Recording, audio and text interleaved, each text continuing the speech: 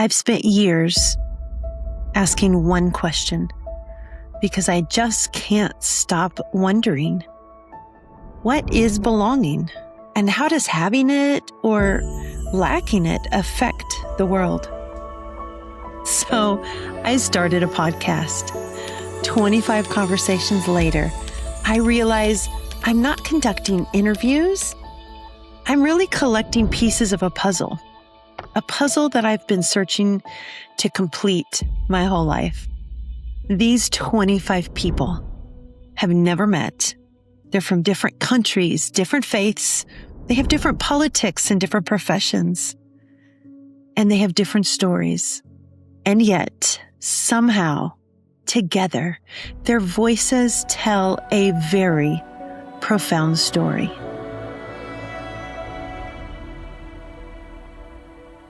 People hear and see so much that leads them astray from what really internally will fulfill them.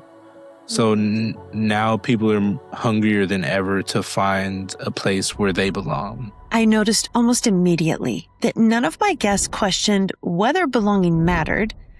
They simply described the search and where the search led them.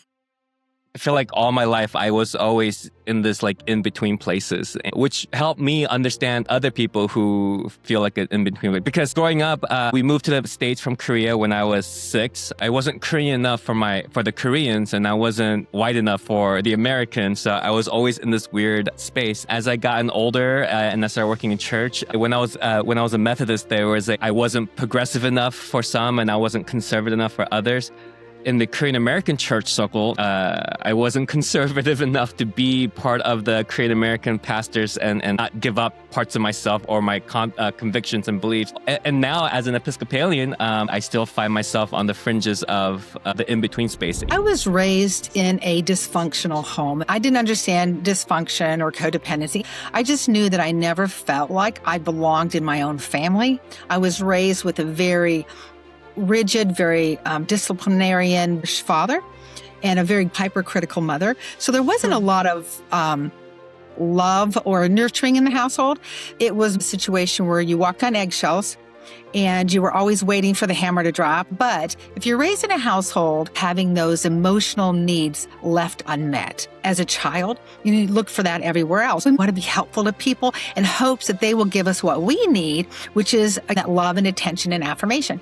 And so that develops this cycle of this constant chronic people pleasing. You learn how to become very small. When I was in grade 6, I had a moment where I was on the outsides of the cool kids, and they were down the street, and I knew I was on the outside, but I went over to be with them, and they literally were like, "We don't want you here." It was one of those moments that I know has truly profoundly impacted my life. That straight out rejection has literally made me to be one of those people where I always want people to feel a sense of belonging and welcome. I recognized what my values were, and then I needed to create them. Different stories, but the same longing. Jim taught me that sometimes finding where you don't belong can lead us to where we do. There was a time where I didn't belong. I was selling drugs. I knew in my heart, my soul, that that's not where I belong. That's not who I wanted to be. It was out of fear. It was out of a situation where I was trying to get out of. In those times when I was doing that, I didn't belong. I didn't belong around the gang. I didn't belong in the trap house. I didn't belong in those scenarios or those situations, in the back of those cars and in sketchy parking lots and around people that I didn't align with. So that was tough. And when you're doing something that you know is wrong, that you feel like you don't belong, there's always something tugging at you. And it took a long time to navigate. I didn't love myself enough to have confidence, to move through the fear. And I started meeting people who did give me love. Started meeting people who did make me feel like I belonged. And once I started to love myself, even of my mistakes, even of my shame, even of the grief I had, to the people around you that remind you of your worth and give you the confidence. And it starts with love and it ends with love. As I re-listen to these stories, I'm learning that belonging isn't a static thing or a perfect place, the perfect group, the perfect job. even the perfect house. Instead, it seems to be a condition from which we create the world around us. To be in a place where you don't expect to have people care for you in your life on an ongoing basis, people you can rely on, that creates a tremendous void. And of course, children, if they're not getting that, they're trying to figure out what's wrong with them, that nobody loves them enough to be there for them. And that's what gets carried through, where these young people are trying to figure out what it is that's wrong with them. After listening to story after story of people searching for belonging, I began wondering something else. If we all long to belong, where does belonging actually begin? It's the feeling within oneself of being able to move through life with purpose and intention. I think if you can move through life with those two things, you can feel belonging wherever you go. It makes me think of like a mirror, looking into oneself and answering the question, do I feel like I belong here? Do I feel that I'm on the right path? The more I listened, the more I noticed that the search for belonging was becoming less about finding the right place and more about becoming the kind of person who could truly belong.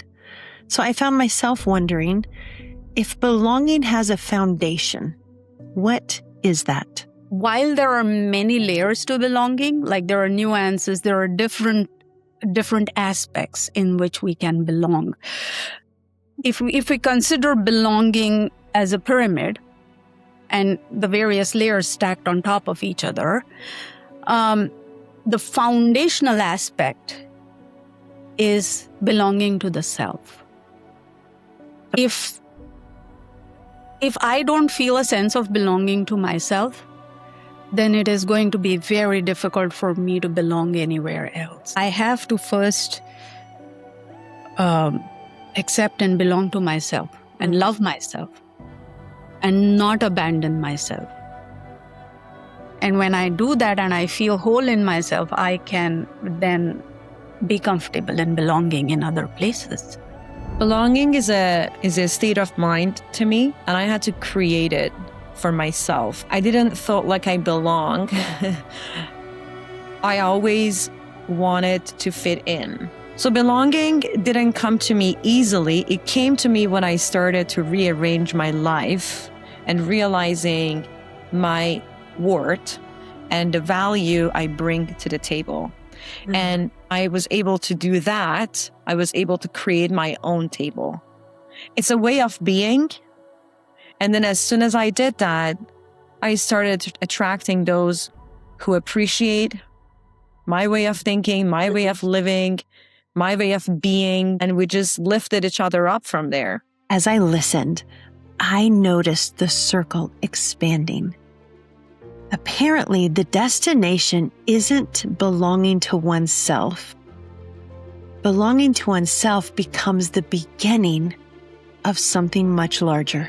When I was a little girl, we had a gorgeous garden and we had rhododendrons that were the size of trees. There was a day that I was tucked under one of these rhododendrons and I just was using my imagination. I just was being open and free and basically being a child and just letting my thoughts explore possibilities and play. And I had this little sense, this feeling. It wasn't words. It was this feeling of great potential, that there's something special for me to be and do. And I just had this sense that that I was needed.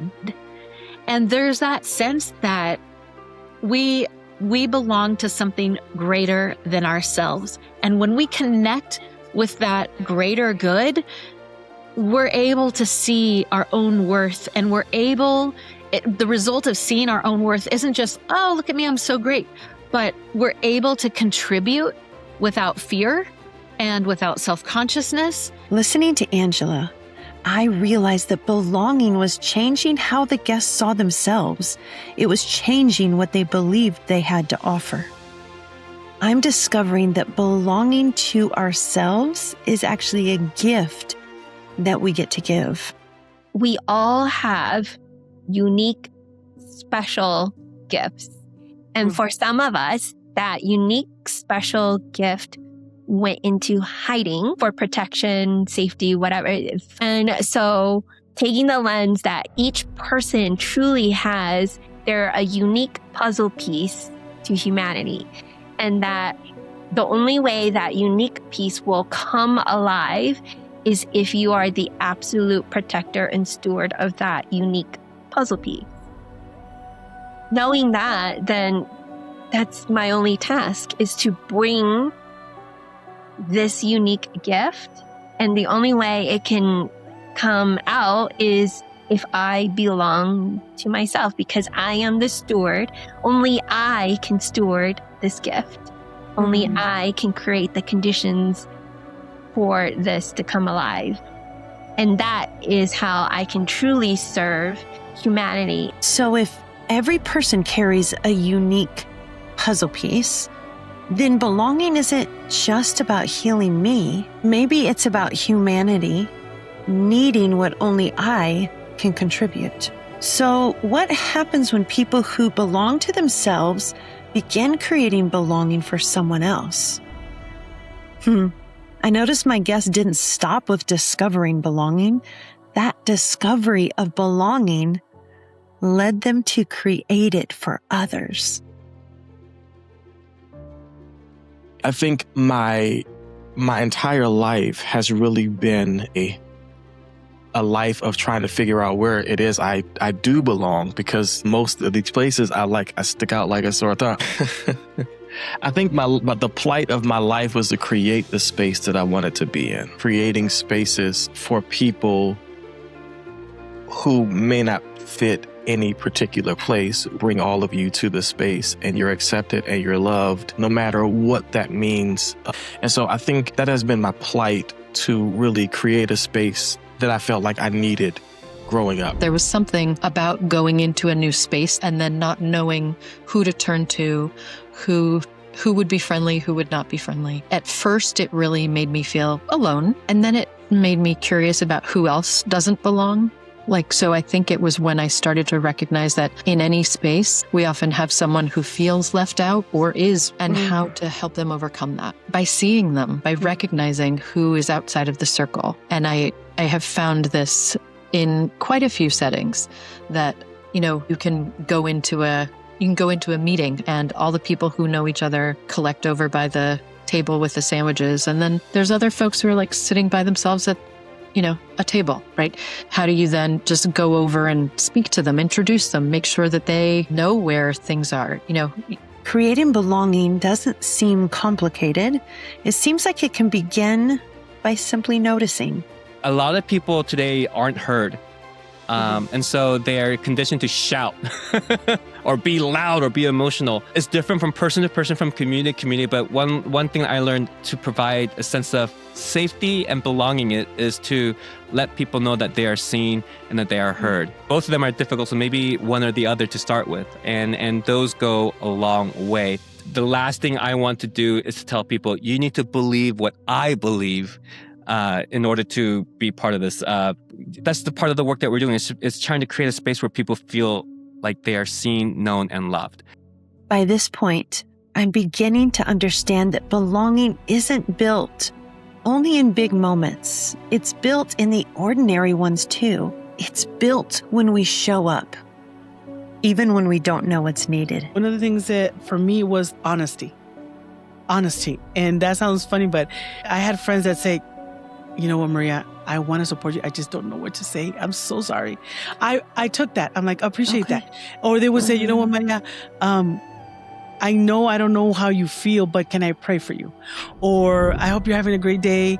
Or they would be okay with me sometimes having the energy to respond, sometimes not responding, or just saying, okay, that's it. How can I help you today?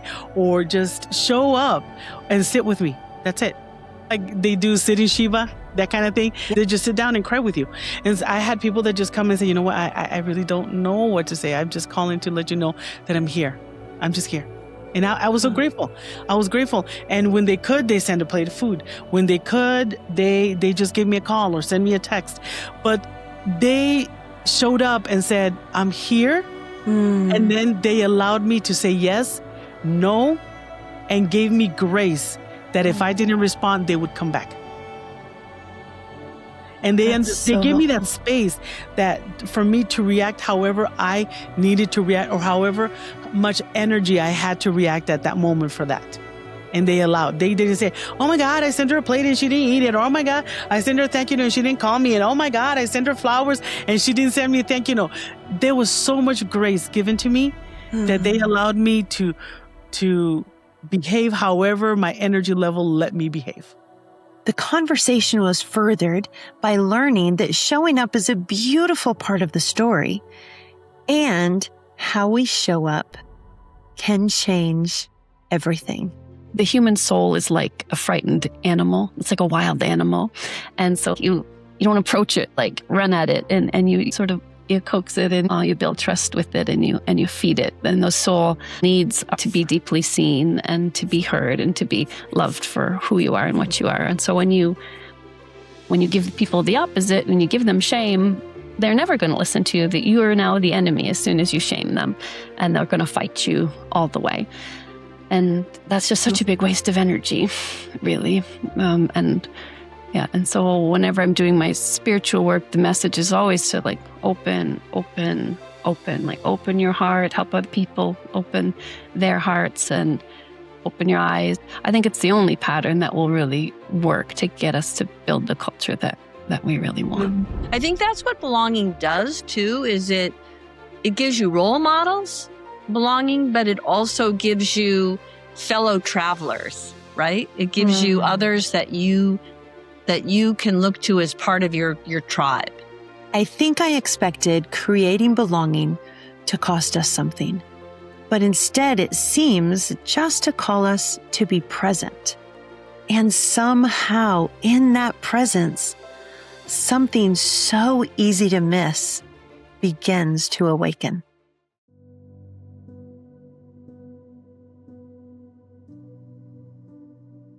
Being super present and super, for me, it's like picking a hot strawberry out of the sun in my back garden and eating it really slowly, and then it explodes through your brain, and like when you're really intentionally tasting, letting that experience fill you up, It's like, oh. Now I want a strawberry.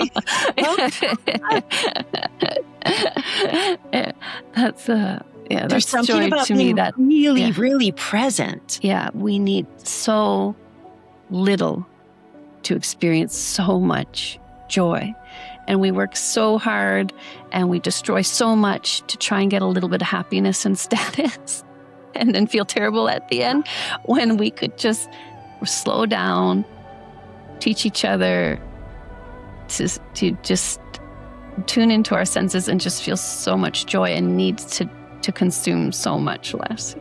I think of like taking up space in a really interesting way, because so if you look at nature, no species, no plant is like hesitant about blooming. In fact, if they don't bloom, then it throws off the rest of the cycle, right? And so in an ecosystem, say if I'm a flower and I don't bloom, and then I don't bring the pollinators, and the rest of the flowers don't get seeded, and then everything goes to shit, right? And so this feeling of like authenticity is like, okay, who can I be? Which permits me to be who I want to be in a way that's like amazing and awesome and like fully bloomed and nourished, and allows others to do the same. What an amazing breakthrough. Authenticity is actually an act of generosity. But what happens if we forget who we are? How do we get back? I woke up the next morning and I called Steve. And I remember pacing in my backyard, and I'm just walking around my fire pit, and I'm just going back and forth, and I make the call. And Steve reminded me in that moment, remember all those times, Jim, when your back was up against the wall?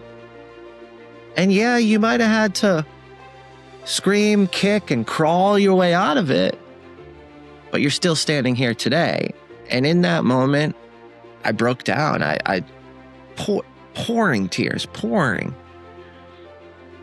I'm going to get emotional thinking about it right now, because it was just if I didn't have Steve, I don't know what I would have done. And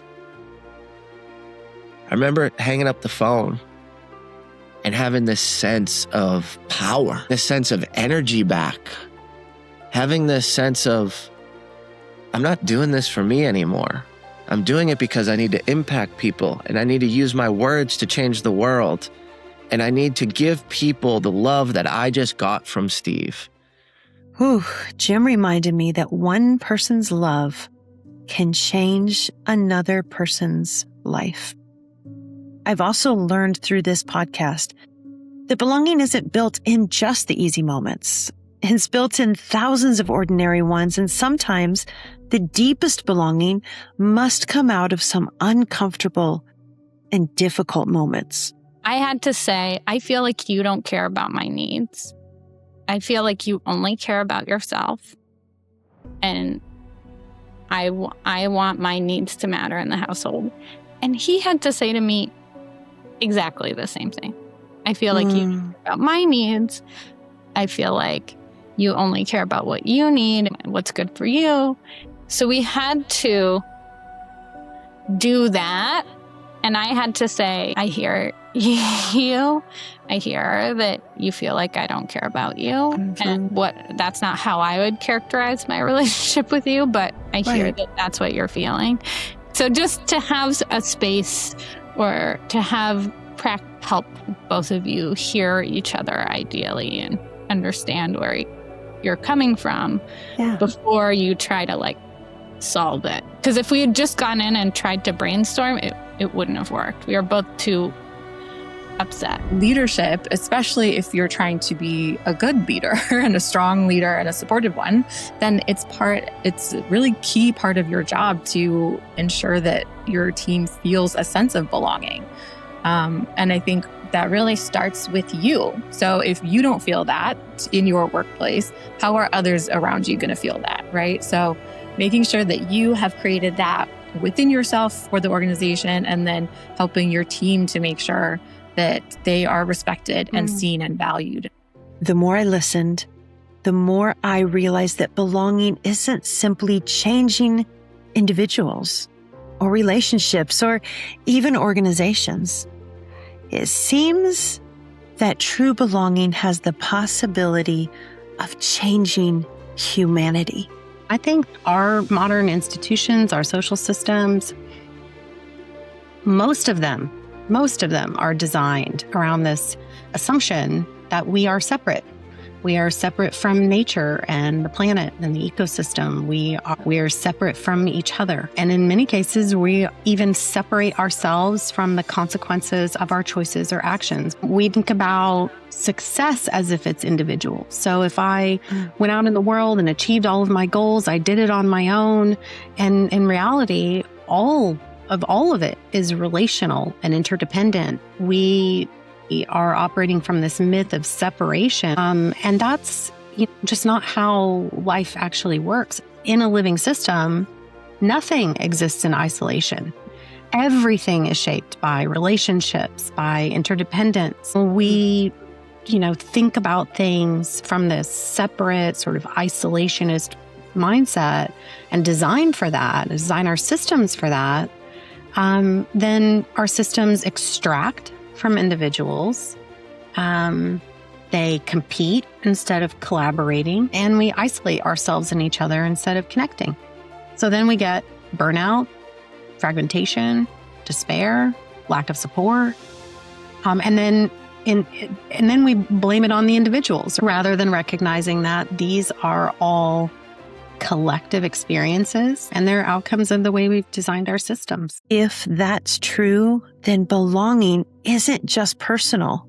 It shapes families, neighborhoods, organizations, communities, even nations. So I began wondering again, what kind of world are we creating together?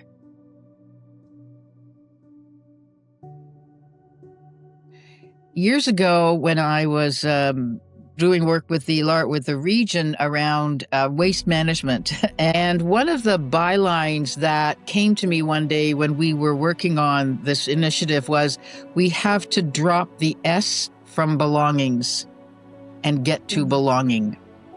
Because waste management was a lot about the fact that we have so much consumer goods, and we focus a lot of our ways of looking at the world, our idea of success, our concept of wealth on belongings.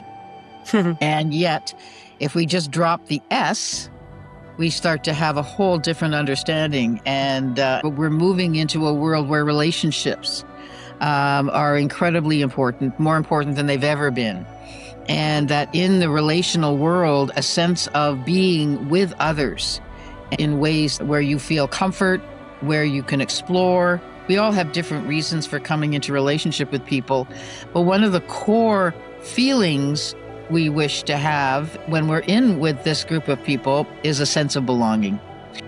What a great reminder that belonging is more valuable than belongings.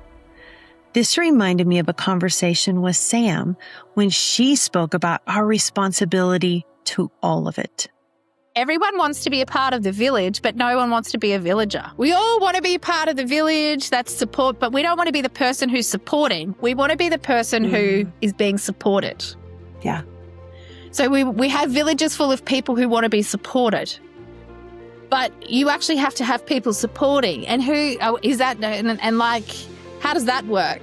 Sometimes I feel like I got it wrong. And maybe what the world needs is people who are just fostering kids and talking to their neighbor. And we can be so busy trying to do these epic things. I was in startup world, business, people doing big things. The harm that happens in those spaces is we're so focused, invested in trying to change the world that we completely neglect and miss our own worlds in front of us. We can all create an opportunity for us to belong, and we belong to each other. I think the key is acknowledging where that person is coming from, especially if you are the person with the power to create that opportunity. Look into their lived experiences and where they're coming from.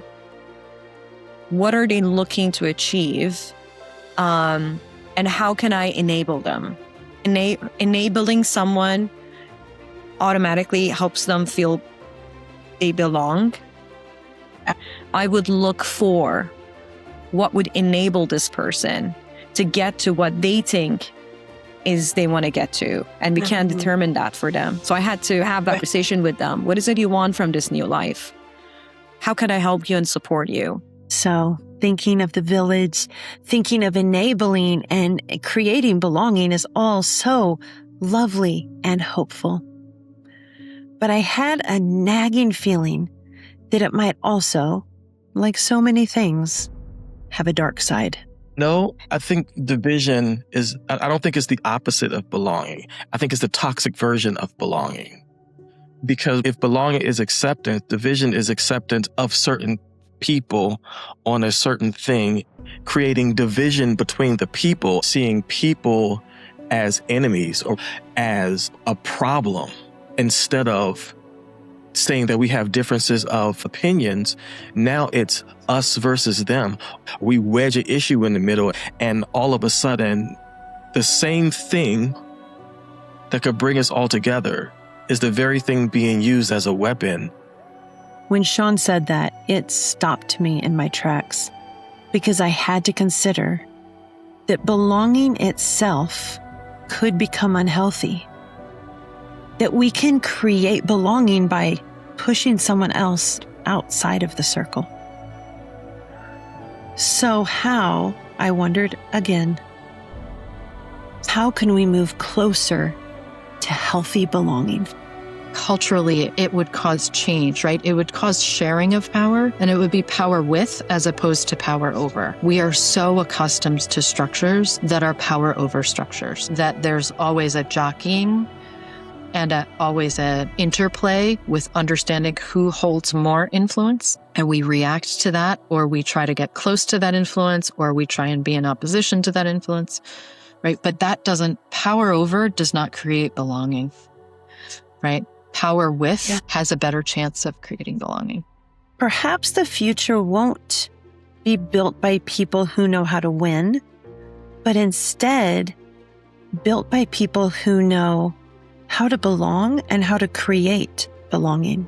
There is this dance, and the only way through is understanding, is actually seeing each other, listening to, knowing who each other are, understanding where this is coming from, and both people being open and willing to accept the other person and their story and believing them, even if you don't understand. I say wars and conflicts break out because either person is trying to be right and they're doing everything that they can to prove that they are the one who's right. Because if I'm right, then we need to do it my way. Right. For me, the question is no longer who's right, but what if we're both right? I feel like we want to start with creating conditions for safety so that we can unlock curiosity. People need to know that they won't be shamed or punished for showing up as themselves. It's about feeling like you have the opportunity to influence what shows up. So we have shared responsibility to each other, creating conditions for people to feel safe, feel seen, to feel heard, and then to invite people to take shared responsibility. It is one relationship at a time that can make a massive difference.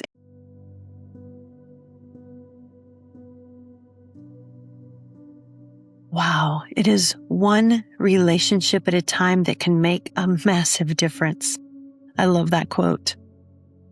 Through all 25 conversations, the group of people knocking on my heart, the reason for this very podcast, is young adults who've experienced years of foster care only to be abandoned as they enter into adulthood. And my heart for these youth isn't because their need for belonging is any greater than ours, but it's because their loss of belonging has been so profound. They are the compass that keep pointing me back to more and more questions. What kind of a world are we creating for them? How can we do better? And what do they need from us?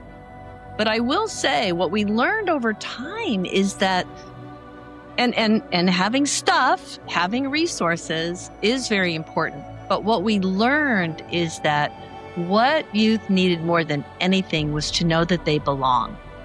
That they belong somewhere, that they belong to a community of people that are committed to their well-being. When you belong to a family or to a community, you know that there is someone who believes in you. And that when you have someone who believes in you, then you begin to believe in yourself. Community of people committed to their well-being. Okay. We're a safety net to try and help them figure out life. I think having mentors around, having people in the village, your elders, you guys are all running through this together. If we don't feel a connection, we feel alone. No one understands what I'm going through. And I think what you're building is phenomenal because unlike anywhere else, if you take that 19-year-old and put him in any other situation, they absolutely feel alone because no one knows what I dealt with. No one knows what I am dealing with. No one knows what I'm thinking about for the future. But you put them in that kind of environment, you're all in this together. And it makes it easier for you to connect with people. We're all in this together. Make it easier to connect to other people. You could tell them, yes, you're safe here, but how do you demonstrate that to them so that they really know it and believe it? So if they do make a mistake, or if they raise their voice, or if they lose their temper, how we respond to them as they're being their traumatized selves is going to make the difference to them in how they feel safe, how they feel heard. If someone is saying, yes, I'm hearing you right now. I hear the pain in your voice. I see that you're struggling. Let me come alongside you and support you. I'm not going to vilify you. We're going to walk with you, and we're going to show you new ways to behave. This behavior no longer serves you because you're in a different environment. We're going to demonstrate that for you. Patience and consistency help them find their identity. They don't even know what they like and don't like in a lot of cases. When you don't have that foundation, you're desperate to figure it out. You need to know, who am I and where do I belong? Walk beside them, patience, consistency. Each time that they helped me, I was blown away by the fact that there's people who actually exist to support you in going where you want to go. And on the note of belonging, it goes like hand in hand, where the fact that they're there to support me in achieving the goals, it means that there's a place where I belong. And I started to become addicted to finding support for my goals, inadvertently becoming addicted to finding belonging wherever I go in life, to the point where now I feel so extremely confident in cultivating belonging within myself. And it starts with leaning into finding that support, finding the tools, the skills that people are using within those environments. You can create belonging. I love hearing Michael say that he was blown away that people really wanted to support him. We can create belonging. We will walk beside these youth. We are committed to their well-being. I can't end this conversation without one more comment from my mentors, Dawn and Diane, with their depth of experience working for decades with the youth in San Diego. And I want to reinforce what you're saying, which is without that belonging, without that connection, that is not a nice thing to have. It's a vital thing. It's an essential thing. And when we don't have it, things start to unravel. And if we don't recognize that and act on that with intention, it's going to come apart. And I think, to build on what you just said, Don, for me, belonging brings joy. Yes. I feel so much joy in belonging. And I have seen so much joy for our participants and our alumni. And they connect it. They say, actually, they openly say, it's because I feel like I belong, right? 25 voices, one profound conversation. I'm learning that belonging isn't something we find once and hold tightly to it forever. I think it's something we choose again and again. It's something we offer over and over. Every time we enter a room, every time we stay curious, every time we decide another human being matters, that's when we practice belonging. These final voices are still echoing in me. Listen. I believe everybody has a story. Everybody has an amazing story that needs to be told. I believe that there's a lot of people that have learned lessons that would save other people time. We're figuring it all out and we're connecting. We're building this community, and you belong to the human race. I belong to the human race, and we're here together. I think that the number one responsibility is understanding that we are in a divisive world. And not pretending like we're not. Therefore, when you're in the office and you see someone who you know doesn't fit in and they're eating alone, and you're like, hey, you're eating alone. Do you want to eat alone? Because I don't really want to eat alone. do you mind if we eat together? That is recognizing that we live in a divided world and knowing your surroundings, recognizing where you are, who you are. I think that is one of the most important things that you can do to begin to make a difference in a really, really harshly divided and polarized world. You already belong. We all already belong. We belong to our world. We belong to each other. We belong in our communities. Somehow we have stepped out of that sense of belonging. We have given away our agency. We have given away our seat at the table. And we get to build the world we want to be in. And we already live in it, and we already belong to it. Life is already always at work. Life is already always doing it, and we already belong. So why not just do all of that on purpose together in ways that bring all of us into intentional community together? Because that's how we're going to thrive. You are dearly loved forever. You are needed. You are wanted.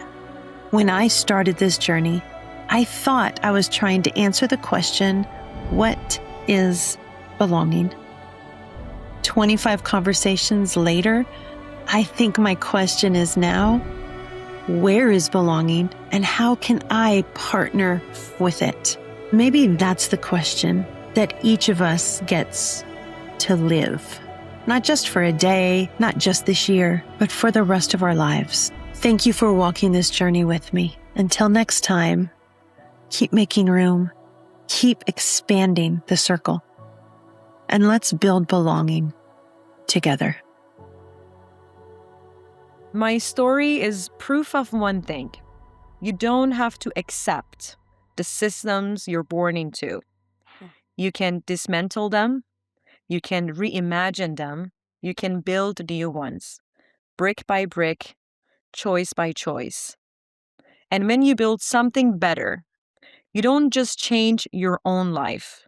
You become the revolution, the unseen ripple, reaching people you'll never meet, in places you'll never go, in moments that exist long after you're gone. This is the work. This is the bridge. And someone, whether you know it or not, is already waiting for the bridge only you can build.